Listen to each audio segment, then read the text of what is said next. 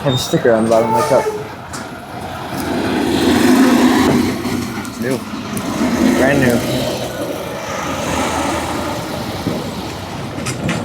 Do you wash cups? If you buy a new cup? Yes. Yeah. I'll be honest, I'm not very good at it. No? I always wash the cup. I wash everything. Like, I'm obsessive about like plate and silverware and glass cleanliness. It might have something to do with being poisoned.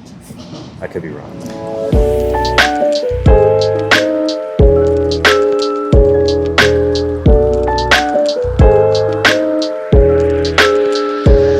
I bought a water bottle on my way to the airport. I stopped and got a new Yeti water bottle, which I really like. I'm using it a lot. But I bought it on the way to the airport, and I just took the pieces of paper inside out, threw them out, and then I went and I just put it straight into the water bottle filler and just started Absolutely drinking it not. right away. I could never. Oh my God. That gives me anxiety and stress. Like, if I'm in a restaurant or a coffee shop and I get a cup and the cup has like a chip in it, or it feels like it wasn't cleaned well, I just leave it, walk away. I don't even drink it. Just pay the money. I don't complain, but yeah, it's got to be clean. Do you drink tap water? If I'm in a situation where I have to, because obviously water is more important than not water, but I generally filter my water at home. If I'm traveling overseas, I'll probably bottle water, depending on where I am. We were in Iceland, and they kept saying, like, just drink the tap water. We don't even filter it here. And I kept going, why? And they're like, well, it's already filtered as it goes through the volcanic rock and stuff. And I don't know if it didn't necessarily taste better, but I did drink the tap water. I'm down with tap water. Yeah. I drink it. Unless it's concerning. I always debate. What's concerning? Well, in New York earlier this year, Coffee Fest New York, I had been filling up my water bottle from the tap, which I don't know. But then that was an opaque water bottle, and then I filled up a clear glass, and Yeah. Sorry. it was so cloudy. It made me, and then I went downstairs and I got bottles of water. Oh, so like minerals. But I'm down with tap water. I drink tap water. Do you brew your coffee with tap water? No, I filter my coffee That's water. funny.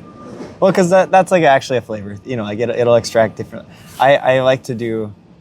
I don't always do it. I'm not one of those.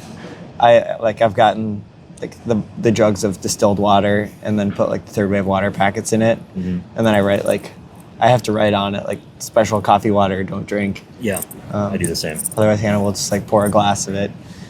Oh, my wife won't pour a glass of it, but she'll use it in the iron. In the iron. Because we always keep distilled water for the iron, so it doesn't Are you supposed to use distilled water for the iron? Yeah, to just avoid calcium and stuff in it.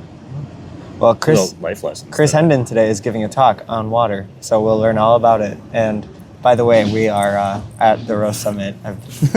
Yeah, and we are Nick and Ryan. I am Nick. Drink coffee. And occasionally forget to press the play button on the video, apparently, which has already happened once. It was such a cool video, too. It was so good.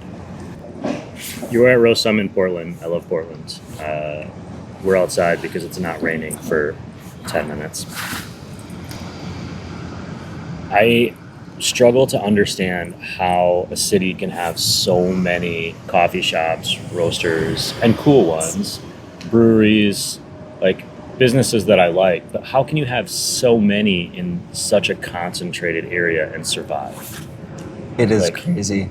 We, at the summit, you saw we have a little packaging station where we donated some bags so that people can fill them up.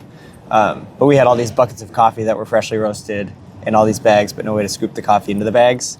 So we needed a scoop. Yeah. So I just looked outside and I walked over to Buckman Coffee Factory. I was like, hey, can we borrow a scoop? And they didn't have an extra one. So then I went across the street to Water Avenue Coffee, who's a customer of ours. Right. And I was like, hey, can I borrow a scoop? And they're like, yeah, of course. I'd been there a few, Yeah. You could have thrown a rock and just Sure. hit a building with a coffee scoop. Across from Water Avenue, one block that way is it Kova or Coava? I think it's Kova. Kova. But then also one block that way is Kova. So you could literally go to 2 Kovas within a 2 or 3 block radius.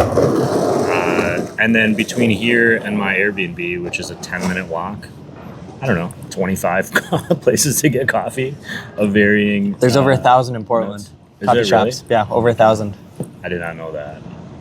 Well, about 1,000, but like I'm sure 950 to 1,050, somewhere in between there. That makes me feel good because I went to Upper Left, and I think I had one of the best shots of 2025 there, Ethiopia Abyssinian. Shout out to Upper Left. That was a melter. Did you get the eggs? I didn't get the eggs. I had some guy this morning come up to me because I made the video on Upper Left. I don't know if you saw it. And I gave the eggs a shout out. Some guy came up to me this morning. He said, I saw your video. I got the eggs this morning. They were fantastic. I have not gotten That was eggs. the coolest like content thing I think that may have happened to me. There's still time. But I think it's We could cool go to after like, this. like they all have to be good to survive. And then when they are, it's even better. Like it would terrify me to open a cafe or a bar or something. Well, the bar is high. Yeah. Like you have to do things. I don't have to do them right. There isn't a right way, but Oh, there's a right way. there are a lot of wrong ways. There's a lot of wrong ways. Okay, that's fair. That's better. I was thinking about, whenever I'm like drinking my coffee like at home or on the train or something, I have coffee thoughts, and I write them down and just things that are coming to me like while I'm actively drinking coffee to ask people like you. And one of the ones that I had a couple this morning and yesterday, but I'm wondering if you think it's possible to be an ethical coffee drinker. We use words like ethical and sustainable and green, and we had a whole session yesterday on electric roasting. As just the person on the other side of all the production, all the coffee stuff, is it possible for me to really be ethical when it's a product that is traveling around the world? I just don't see how we can do the best we can, I think, but I don't know, what are your thoughts on that? And I'm asking you specifically because we're different ages. Yeah. You're coming at it from a different perspective. Climate change has always been kind of talked about in your lifetime. I don't know. Yeah, I mean, ethical, it's like to the earth, to other people, like what impact does your cup have? I don't know. It's like so many coffee companies preach about the good that they've done in the growing region where the coffee comes from, which one is just a hard thing to measure. Yeah, how do you quantify doing good? Yeah. Do you think you're a good person? I think I'm a good person. Yeah? Yeah, I do. That was very quick. Confidently. Yeah. Oh, okay. I think so. I'm not so sure about me. I think I'm really good at like faking it. And if you fake it long enough, you become one, maybe? I'm certainly not a bad person, I don't think. But I'm always questioning like... Or am I a narcissist? Or have I convinced myself that I'm a good person? Right. Shoot. I got some thinking to do. And then where is your line? Like, thinking about being ethical or sustainable. Are you a good person if you try to do good things and you're nice to people, but say you buy crappy coffee that is not good for the world? Well, then you're a bad person. Yeah. Right. Or like you shop at a place that maybe you don't think about, where they are supporting things in the world. Like, how far do you have to go down the rabbit hole to avoid the good place problem? I mean, I buy stuff on Amazon. Like, that's like a... What's Amazon? Is that like a store or something? It's like a little online retailer. Oh. Yeah. Like a new thing? Like a startup or something? It's been around for a few years. Can I buy books there? Yeah. Actually, they got their start in books, believe it or not. Really? Yeah. And now they sell a couple other things in addition to books. One of my biggest things was I used to buy books from this like online thrift website called Abe Books, and then and it was like to avoid shopping, like to buy a used book and buy them. You could buy them from small stores around the country, and then Amazon bought them. So now like my options for online are very limited. I mean, there's other stores obviously, but like I've made a real effort to like, if I'm buying a new book for book club, trying to find a bookstore and go there. But when you're in a book club and you're buying a book every month, that's like, it adds up. Yeah. So I still try to use like the thrift book site, but it all goes to Amazon eventually. I get cat litter on Amazon. Cat litter. Yeah, the boxes are like 40 pounds. Otherwise, if I buy it at the grocery store, it costs the same exact amount of money. Then I have to like carry it into the back of the car and then get it out. Oh, so it's not because of the price. It's because you don't want to have to carry it. No, the price is the same. But yeah, then it's on my doorstep versus, then you have to like carry it through the grocery store. Yeah. Okay, I've got another one for you. I've been having a lot of thoughts about coffee lately, or during my coffee, not about coffee necessarily. Although this one is really good. This was like a batch brew from the Summit. I have the one that was to the right, and I don't think I read the sign. I'm trying to think of who it was. Cafe Kale, I think, was one. Creole. StoneX has a coffee there. StoneX does. I don't think this is theirs. I think this is Muda. No, I have the mocha or Muda. Muda, I think. The coffee's been really good. If a mortuary is sending someone out on a run and they're driving a hearse and there's a body in it, so you have a driver and a body, should they be able to use the HOV lane on the highway?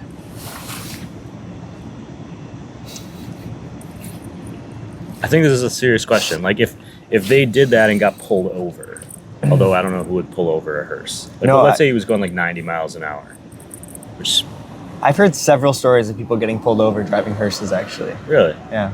because like they ran a red light or something. I don't know why, but yeah, my Haley from Rostar, who you've met, was in a hearse that got pulled over with a body in it one time. I don't know the context. I have a family member who, I'm not going to use their names. They would take the hearse from the mortuary that they ran to Packer games so that someone could sleep in it on the way back. With a coffin? No, just like the little bed in the back, and then it was kind of a nice way to lay down after a long game and a few pints. What else is new? I feel super cool sitting by this skate park. I would not skate in this park. Also, I would not skate at all. I'm 40-some years old. I would ride on the flat ground in between all of the ramps. Yeah. That's kind of like... The guy that was getting down, though, I don't know how old he was. Yeah. I mean, there are other 40-year-olds who can still skate. I'm just not one of them. Skating between all the stuff is kind of like holding the guitar that you can't play at the party. Like, yeah, like, oh, why don't you play something? Oh, maybe later. And then you just kind of strum it once and then walk away. We can come here tomorrow and just sit here with skateboards as if we're like always on a break. And just have like random strangers' joints laying around like we're super cool. Yeah. Oh, I'm not touching that. I touched it. There's one actually in there. That is...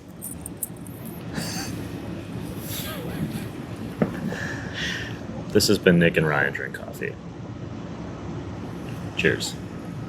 This is such a pointless little endeavor that we've been doing now for like a year.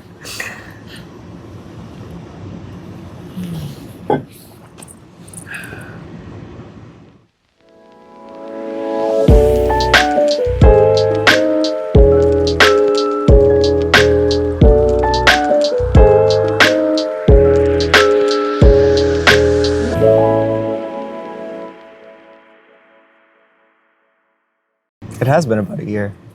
I mean, we've been having coffee together much more than a year, but... Probably like a year and a half. We've done a lot of these in person. Yeah, more so this last, well, now it's, there's no COVID anymore.